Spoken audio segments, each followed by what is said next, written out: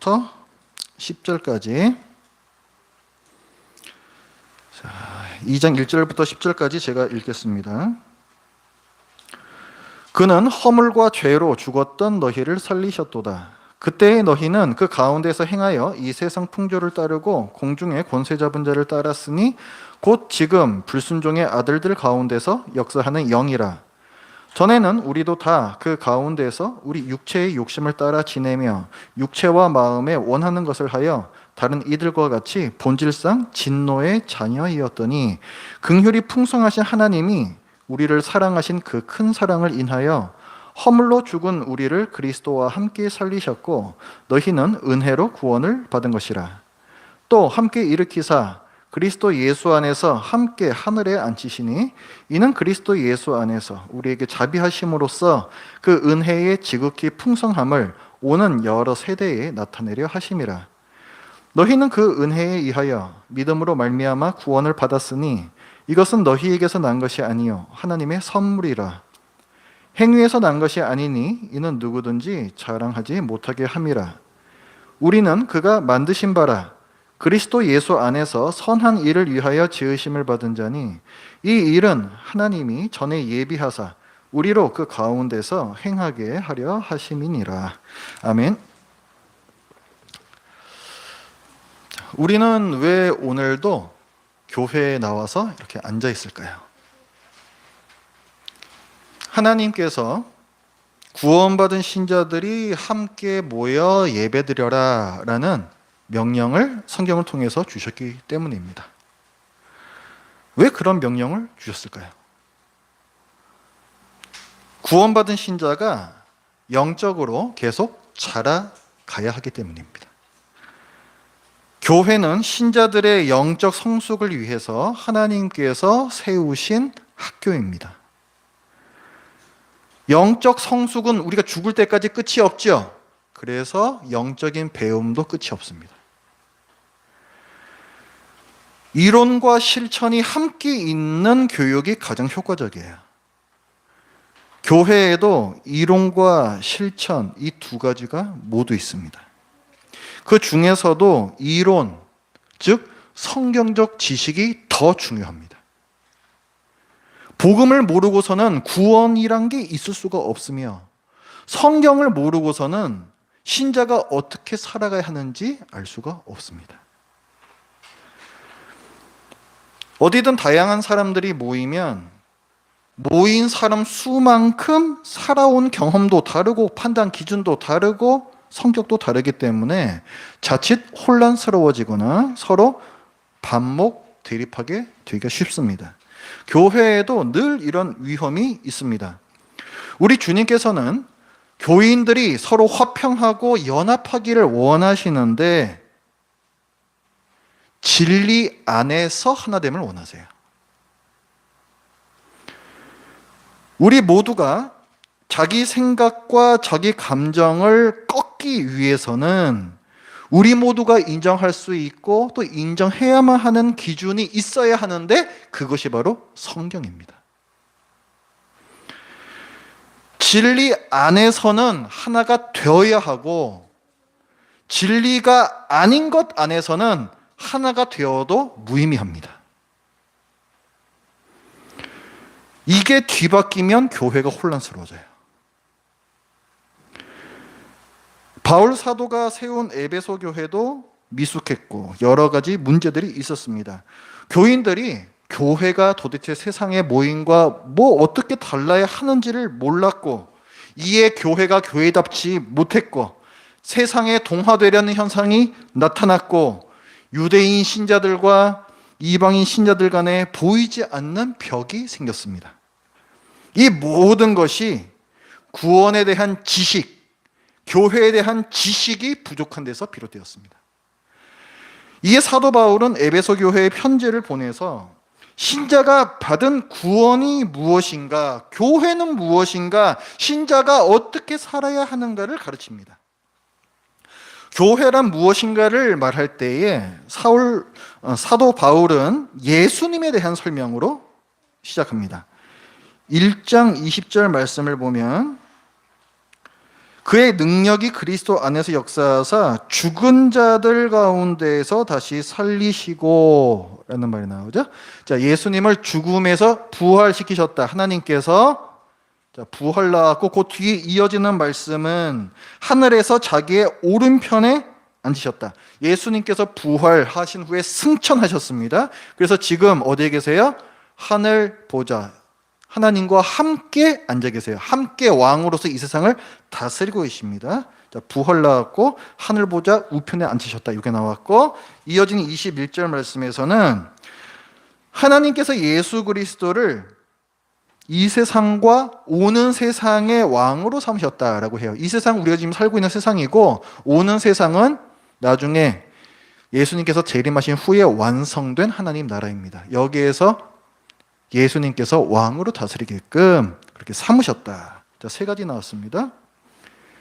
부활 나왔고, 하늘 보좌 우편에 앉으셨고, 왕으로 삼으셨다. 자, 이 세 가지. 왜 말씀드리냐면은 이 설명이 교회에 대해서도 똑같이 적용이 돼요. 1장 23절 말씀을 보시면 교회는 그의 몸이다 했습니다. 교회는 예수 그리스도의 몸이다. 그리고 그 위에 1장 22절에서는 그리스도는 교회의 머리다 얘기를 합니다. 즉 그리스도와 그리스도와 이 교회는 한 몸이라는 거예요. 한 몸. 예수님과 교회가 한 몸이기 때문에 하나님께서 예수님에게 하신 일은 곧 하나님께서 교회에 대해 하신 일이 됩니다. 그래서 오늘 본문에 보면 아까 봤던 그 세 가지가 동일하게 나와요. 5절 말씀. 자, 5절 말씀 같이 읽어볼까요? 시작.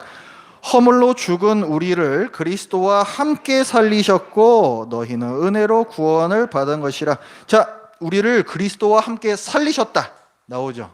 함께 살리셨다. 그 다음에 6절 말씀도 같이 읽어봅니다. 시작.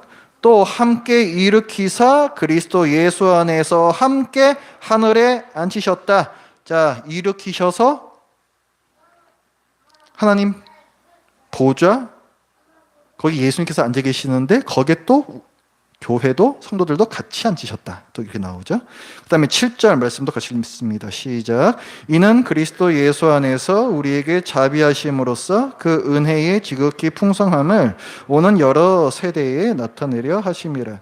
자, 요 7절 말씀이 아까 1장 21절 말씀하고 똑같은 거예요. 거기에는 모든 통치와 권세와 능력과 주권과 하면서 우리에게 주신 것들 말씀해 주시죠? 그게 지금 2장 7절에서는 우리에게 주신 그 은혜의 지극히 풍성함, 이렇게 한 단어로 그냥 나와 있는 거예요.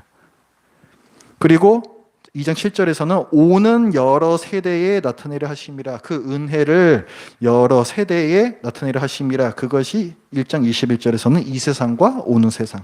똑같은 표현입니다.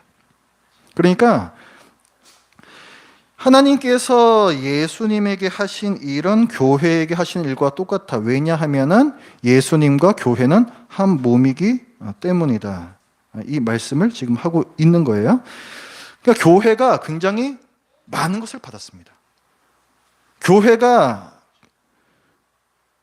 사실 받을 자격도 없는 너무나도 엄청난 이 은혜를 받은 건데, 이런 은혜와 특권은 예수님하고 분리시켜서 생각할 수가 없어요. 즉 이런 은혜와 특권은 교회가 독립적으로 그냥 가진 게 아니고 예수님과 하나가 되어 있기 때문에 받은 것입니다. 그래서 5절과 6절에 보면 그리스도와 함께라는 단어가 3번이나 들어가 있어요. 예수님을 떠나서는 이런 은혜를 받을 수 없다는 거죠. 오직 그리스도 예수 안에 있는 사람들, 예수 그리스도를 하나님의 아들이시여 나의 구원자로 마음으로 믿고 입으로 시인하는 사람들만 이 은혜를 받습니다. 그리스도를 떠나서는 절대 이 은혜가 없어요. 7절 말씀이 이제 그 내용인데 7절 같이 읽어보죠. 시작. 이는 그리스도 예수 안에서 우리에게 자비하심으로써 그 은혜의 지극히 풍성함을 오는 여러 세대에 나타내려 하심이라. 그리스도 예수 안에서만 이 은혜가, 이 풍성한 은혜가 있습니다. 그런데 왜 이렇게 좋은 걸 누구는 받고 누구는 안 받으려 할까요? 우리가 겪는 현실이죠. 왜 우리는 믿고 다른 사람은 안 믿을까요? 말도 안 된다 싶으니까 안 믿는 것입니다. 그러면 우리는 왜 말도 안 되는 것 같은 것을 믿는가? 우리는 그들보다 머리가 나쁘기 때문인가? 그리스도인들 중에 똑똑한 사람들 진짜 많아요. 근대과학을 획기적으로 발전시킨 아이작 뉴턴, 그리고 케플러, 이런 사람들도 다 그리스도인들입니다.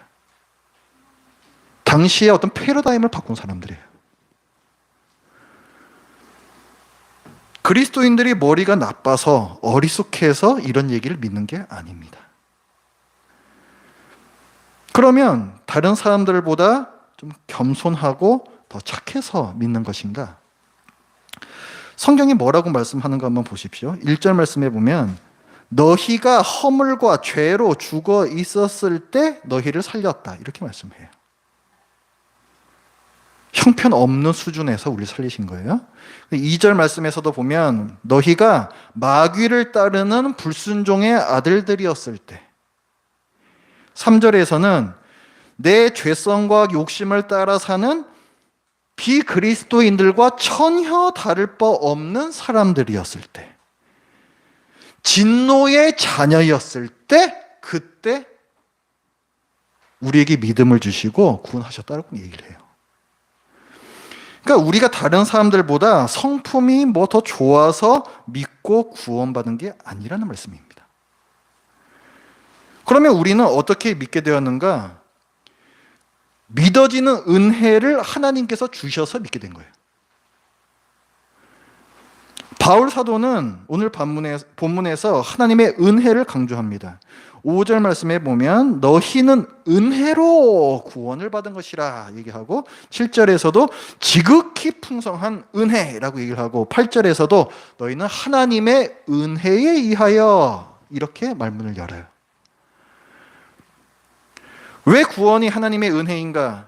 예수님께서 우리 대신 죄값을 대신 받으셨으니 은혜이고, 예수님께서 우리 대신 마음과 뜻을 다하여서 순종하셨으니 그게 은혜이고, 이 모든 일이 믿어지는 믿음까지 우리에게 주셨으니 은혜입니다. 이 모든 과정 중에서 우리의 어떤 역할, 우리의 어떤 공로가 한 군데라도 들어간다면 그것은 은혜될 수가 없습니다. 내가 뭔가 했다는 데 대한 보수가 되는 것이고 삭시되는 거죠. 당연히 내가 받아야 할 것이 되는 거기 때문에 은혜가 될 수가 없습니다. 그러나 이 모든 과정에서 우리의 역할은 단 하나도 없다는 거예요. 구원에서. 그럼 믿음은 무엇인가? 나 분명히 믿는데 도대체 그럼 믿음은 무엇인가? 믿음은 하나님께서 설치하시는 상수도관이다, 이렇게 생각하시면 됩니다. 믿음은 복의 저장고이고 근원이신 하나님으로부터 내게로 복이 흘러들어오는 통로예요. 너희가 믿음으로 말미암아 구원을 받는다고 했을 때 그 믿음으로 말미암는 뜻이 그 얘기입니다. 상수도관이다, 이렇게 생각하시면 돼요. 그 엄청난 압력으로 일방적으로 밀고 들어옵니다. 그게 믿음이라는 거예요. 그 통로가 믿음이라는 거예요. 그런데 이 상수도관은 내가 설치하는 게 아니라 하나님께서 설치를 하세요. 우리는 내가 믿나이다 말하면서 분명 그것을 내 안에서도 경험을 하죠. 내가 믿는다는 사실 내가 알잖아요. 경험을 하잖아요. 그렇지만 그 믿음은 내 의지에서 시작된 것이 아닙니다. 하나님께서 믿게끔 하시는 거예요.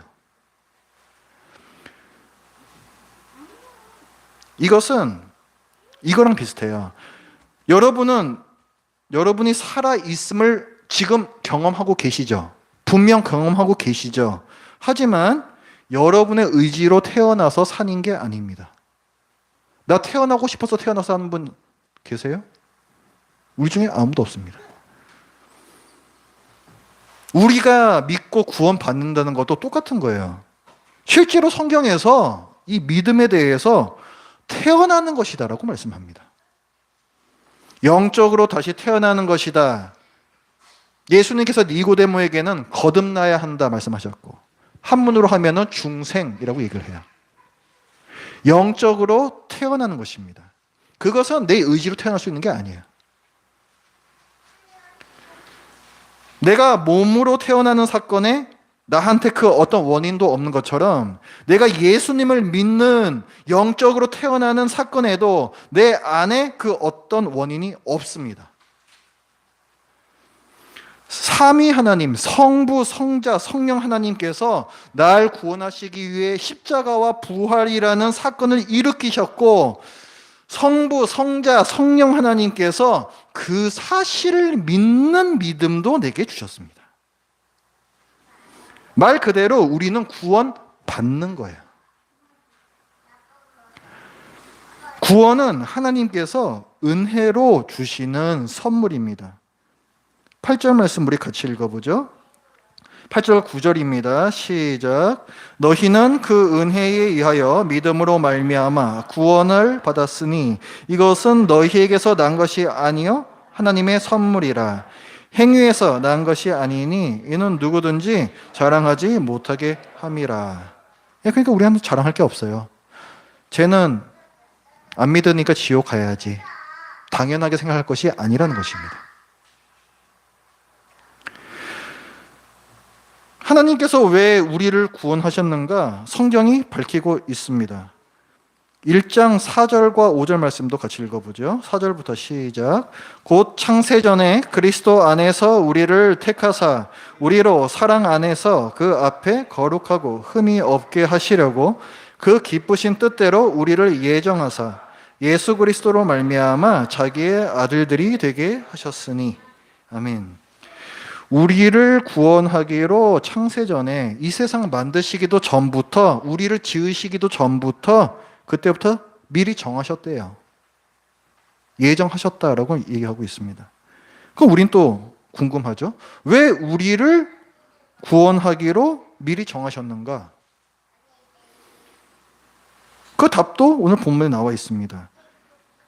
2장 4절 말씀 같이 우리 읽습니다. 시작. 긍휼이 풍성하신 하나님이 우리를 사랑하신 그 큰 사랑을 인하여 하면서 죽었던 우리를 살리셨다, 구원해 주셨다, 이렇게 나온 거예요.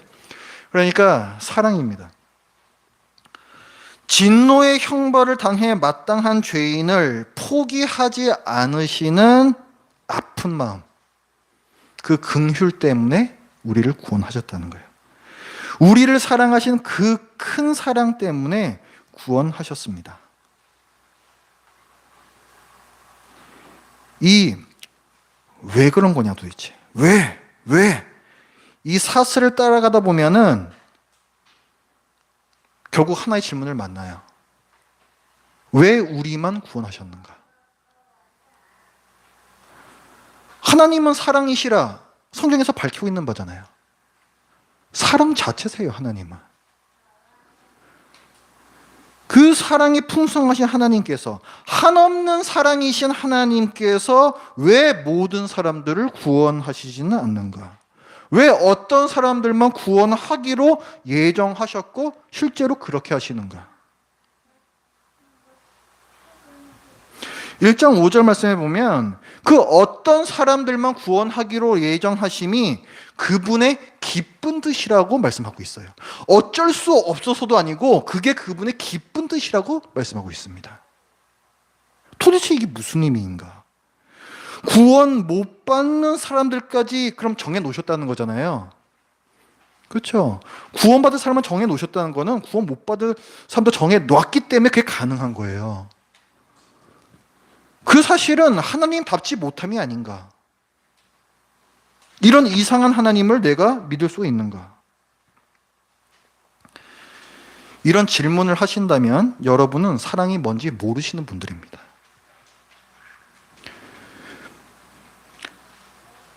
호아킨 피닉스라는 배우가 주연으로 나왔던 허라는 영화가 있어요. 보신 분들도 아마 계실 거예요. 거기에는 테오도르라는 주인공 남자가 나옵니다. 근데 이 사람이 뭐 하나 사들여요. 일종의 컴퓨터라고 보시면 됩니다. 근데 거기에는 그 인공지능 운영체제가 깔려 있어요. 그리고 그 운영체제의 이름이 사만다입니다. 사만다. 그러니까 뭐 인공지능이니까 그냥 프로그램이죠. 프로그램. 테오도르는 사랑에 실패한 남자였어요. 근데 이 테오도르가 자기의 뭐 이런저런 직장에서 있었던 일, 또 사람들과 겪었던 일, 이런 것들을 그 인공지능과 수시로 이렇게 이야기를 하다가, 또 이 사만다가 운영체제가, 그 사만다가 이 테오도르를 또 거기에 또 위로를 해주고, 이제 이렇게 하면서 이 둘이 서로 사랑을 속삭이는 관계가 됩니다. 그런데 어느 순간에 이 테오도르는 인공지능 사만다가 자기뿐만이 아니라 다른 모든 이용자들과도 사랑을 이야기하고 있다는 사실을 알고 절망해요. 테오도르가 왜 절망했을까요? 사만다에게 받은 게 사랑이 아니었기 때문입니다.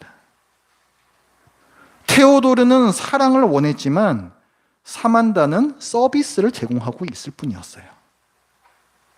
이 영화는 과연 사랑이 무엇일까라는 질문을 던지고 있습니다.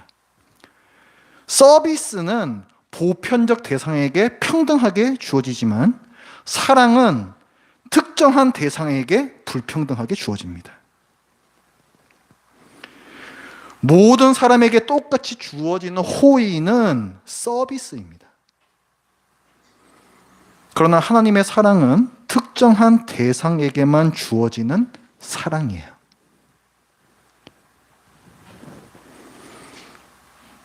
잘 안다, 와닿지 않는다 하시는 분들을 위해서 더 강력한 예를 제가 들어드리겠습니다. 자, 결혼 프로포즈 다 받으셨습니까? 이런 프로포즈 어떠십니까? 자, 남자가 여자한테 얘기를 하는 거예요. 나는 이 세상의 모든 여자를 사랑한다. 그중 하나인 당신과 결혼하겠다.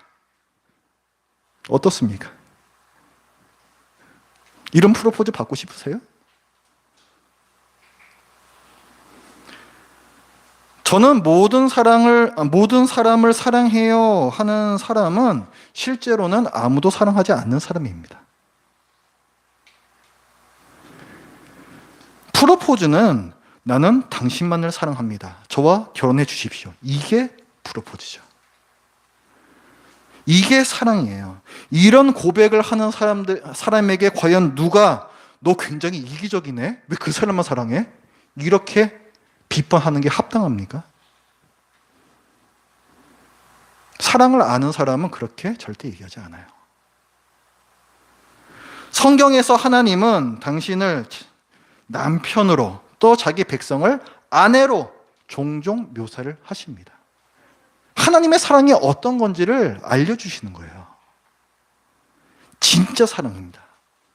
그냥 우리 머릿속에 그냥 개념적인 그런 사랑이 아니고 여러분이 알고 있는 그 진짜 사랑이라고요. 하나님께서 왜 모든 사람을 구원하시지 않는가? 왜 어떤 사람들만 구원하시는가? 왜 나를 구원하시는가? 그 이유는 그분이 모든 사람들을 사랑하시기에는 사랑이 부족해서가 아니라 그 사랑이 정말 사랑하는 자에게 주어지는 참 사랑이기 때문입니다. 하나님의 사랑은 정말 사랑하는 사람에게만 주고 싶은 한없는 사랑이에요. 이게 택함 받은 자의 의미이고 어떤 사람들만 구원받기로 되어 있다는 예정론의 본질입니다.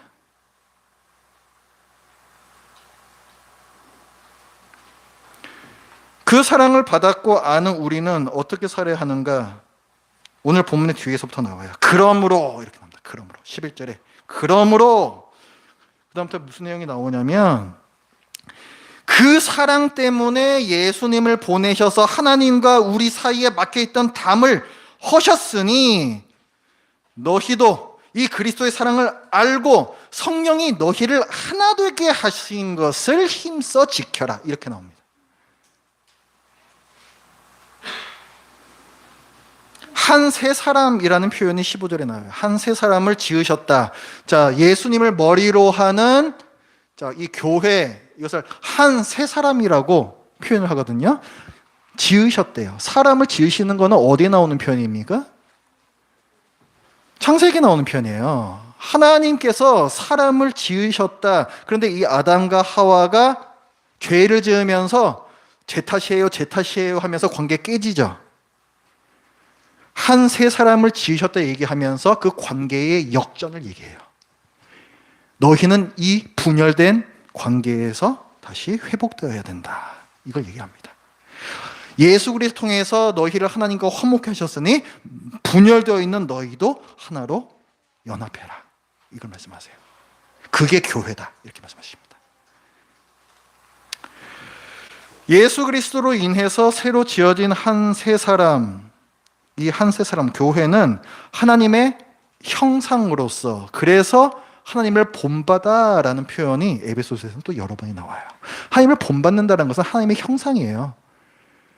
옛 사람 아담이 실패했던 바 이제 새 사람 교회로 지어졌으니 우리가 그 역할을 해야 된다는 사명을 주시는 겁니다. 우리가 뭘 해야 됩니까? 그래서 사도 바울이 얘기하는 바는 너희도 서로 친절하게 하며 불쌍히 여기며 서로 용서하기를 하나님이 그리스도 안에서 너희를 용서하신 것 같이 하라. 그리고 마귀의 유혹에 대항하라. 아담이 여기 실패했잖아요. 그죠? 그래서 마귀의 유혹에 대항하라. 죄를 미워해라. 네가 맡겨진 자리에서 가족들과 직장 동료들을 사랑하라. 우리 아담과 하와가 실패했던 부분들을 다 말씀해 주십니다. 우리는 세상에서도 또 가정에서도 이 모든 일들을 해야 되지만 특히 교회는 하나님께서 그토록 사랑하시는 우리를 위하여 지어주신 학교입니다. 힘들더라도 지식적인 배움, 성경 공부 우리 죽을 때까지 해야 돼요. 나 이 정도 알았으면 됐다. 그런 거 없습니다. 절대로 그런 거 없어요. 저도 책을 많이 보지만 절대로 그런 생각하지 않습니다. 책을 보면 볼수록 모르는 게 튀어나와요. 우리는 죽을 때까지 계속 공부해야 돼요. 그래도 다 모를 거예요. 그래도. 이 지식적 배움이 있어야 하고 또 교회에는 실천적 배움도 있습니다. 제가 누누이 말씀을 드리고 또 지난주 설교에서 제가 말씀을 드렸죠. 교회에 와서도 이런 사람들을 봐야 하느냐. 하나님께서 일부러 그렇게 모아주신 거예요. 또 그분들도 나를 참아주고 있습니다. 그 과정을 통하여서 배우는 거예요, 우리가. 하나님의 마음을 배우고 예수님의 마음을 배우는 겁니다. 그러면 하나님 닮은 자, 예수 그리스도를 닮은 자가 되어 가는 거죠.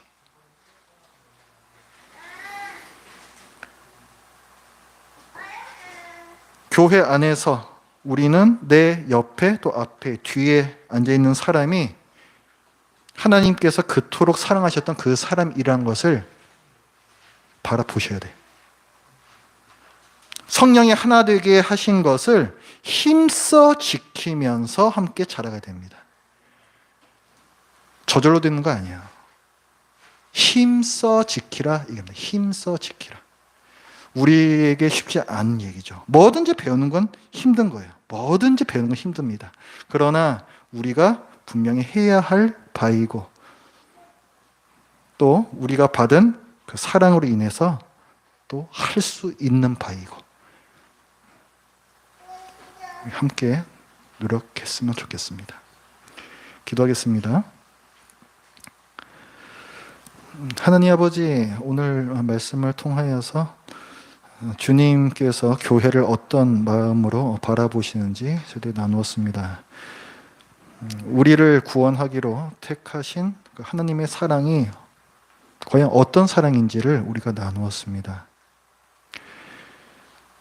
추상적이고 개념적인 그런 어려운 사랑이 아니라 우리가 알고 또 우리가 바라는 바로 그 사랑임을 우리가 알고 또 그 큰 사랑을 받은 저희가 우리 옆에 있는 사람들, 이 교회 안에서 또 교회 밖에서 그 사랑을 드러내는 한 세 사람 되게 하여 주시옵소서.